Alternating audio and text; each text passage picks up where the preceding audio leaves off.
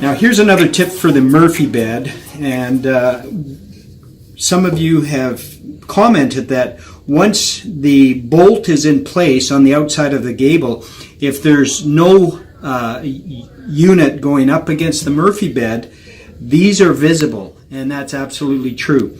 In the Murphy bed instruction book, it says you can sand this down and paint it to kind of blend in. That's one way you can do it.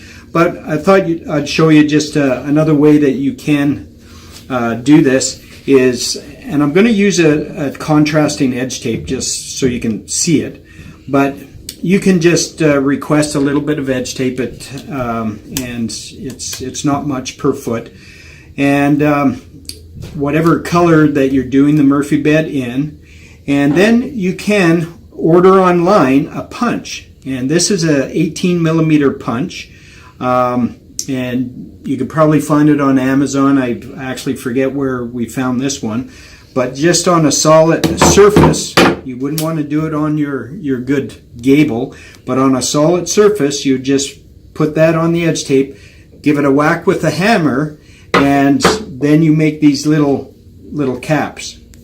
And what you can do then is just glue that cap. Of course, it would be the same color, but you can glue that cap on to the outside just to hide that bolt head.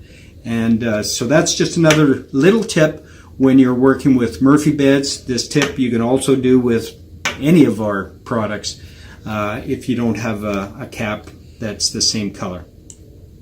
So I hope that helped, and good luck with your installs.